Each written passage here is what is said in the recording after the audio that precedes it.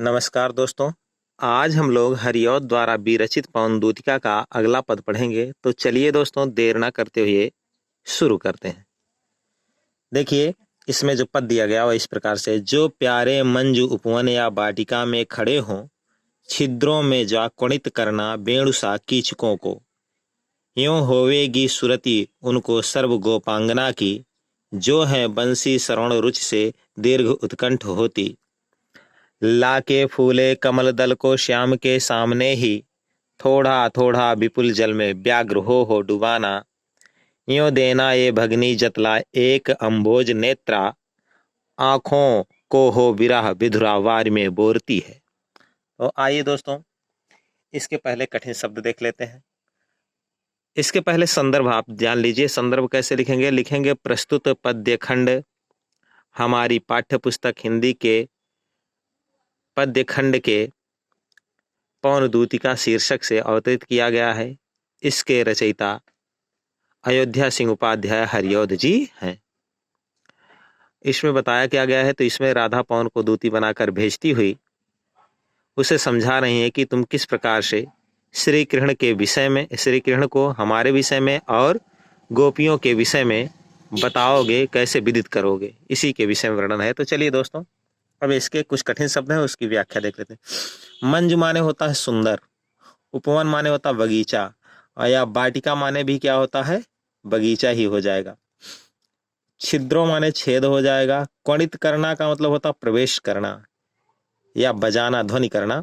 वेणुसा कीचकों को, वेणु माने हो जाएगा बांसुरी, और कीचकों का मतलब होता है बांस, तो बांसुरी के समान बांसों को। यूं होएगी सुरति, सुरति का मतलब होता है याद, स्मृति। सर्व माने सभी, गोपांगना मतलब होता है व्रज की स्त्रियां, गोपियां। बंसी माने यहाँ हो जाएगा बांसुरी। श्रवण रुचि, सुनने की उत्कंठा या सुनने की इच्छा। दीर्घ उत्कंठा, बहुत तीव्र इच्छा। दीर्घ माने बड़ा होता है, उत्कंठा माने इच्छा, तो तीव्र इच्छा आप कह सकते हैं। फिर आगे दिया गया है, आगे बता रहे हैं, यहाँ वर्णन है। देखिए, जैसे कमल दल का मतलब जानते हो, कमल का शूल। श्याम का मतलब यहाँ श्याम हो जाएगा, ये आधा सा रहना चाहिए, तो यहाँ श्री कृष्ण हो जाएगा। विपुल माने विशाल होता है। जल माने पानी होगा। व्याघ्र माने व्याकुल, और फिर भगनी माने बहन होता है। जतलाना का मतलब बताना। अम्भोज नेत्रा, अम्भोज माने होता है कमल, नेत्रा माने नेत्र, तो कमल के सदृश नेत्र वाली। विरह व्यधुरा, वियोग के कारण दुखित। वारी माने पानी होता। बोरती का मतलब होता डुबोना। तो आइए दोस्तों, अब इसकी व्याख्या देखते हैं।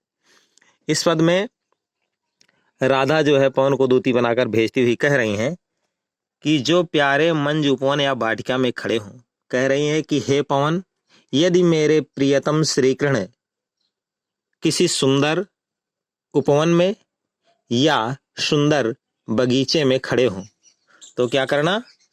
छिद्रों से जो कुणित करना वेणुसा कीचकों को, तो वहां पर देखना बहुत सारे वृक्ष होंगे, वहां तुम्हें बांस के भी वृक्ष दिखाई पड़ेंगे। उन बांसों के वृक्षों के छिद्रों के बीच से तुम गुजर जाना, और जब गुजरोगी तो उसमें से गुजरने के कारण एक विशेष प्रकार की, जैसे बांसुरी की ध्वनि होती है, उसी प्रकार की आवाज निकलेगी।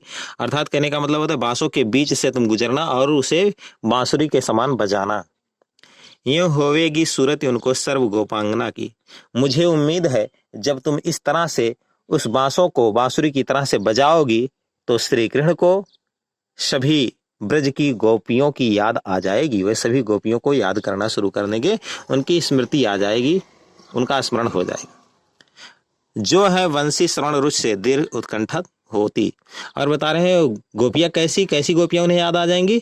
जो अपने प्रियतम श्री कृष्ण के बांसुरी की ध्वनि को सुनने के लिए बहुत ही अधिक इच्छुक हो रही हैं, और इच्छुक होने के साथ साथ वे बहुत ही अधिक व्याकुल हो रही हैं, बेचैन हो रही हैं, श्री कृष्ण के बांसुरी की मधुर ध्वनि सुनना चाह रही हैं। ऐसी गोपियों की याद श्री कृष्ण को आ जाएगी। फिर आगे वर्णन है अगले पद में, लाके फूले कमल दल को श्याम के सामने ही। और फिर आगे वर्णन करती हुई कह रहे हैं कि हे पवन, यदि मेरे प्रियतम तुम्हें अन्यत्र कहीं दूसरी जगह दिखाई पड़े, तो क्या करना? तो मेरे प्रियतम के सामने खिले हुए कमल के समूह को ले आना, उसके दल को लाना, उसके टुकड़ों को लाना, और क्या करना, थोड़ा थोड़ा विपुल जल में व्याग्र हो डुबोना, और उसे क्या करना, थोड़ा थोड़ा करके बहुत ही व्याकुल होकर, बेचैन होकर विशाल जल राशि में डुबोने का कार्य करना, थोड़ा थोड़ा उस कमल के फूल को डुबोने का कार्य करना। फिर आगे बता रहे हैं, यो देना ये भगनी जतला एक अम्भोज नेत्रा, हे मेरी बहन पौन।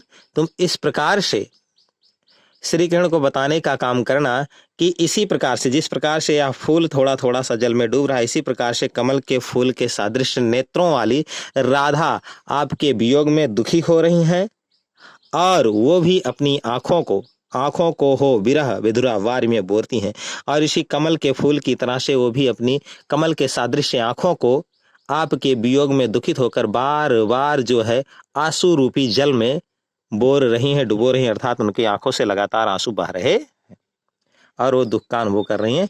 इस तरह का वर्णन इस पद में किया गया है। दोस्तों, यहाँ पर भाषा जो है वह खड़ी बोली है, मदक्रांता छंद में लिखा गया है। श्रृंगार रस है, और श्रृंगार का एक पक्ष होता है वियोग श्रृंगार, वही वियोग श्रृंगार है।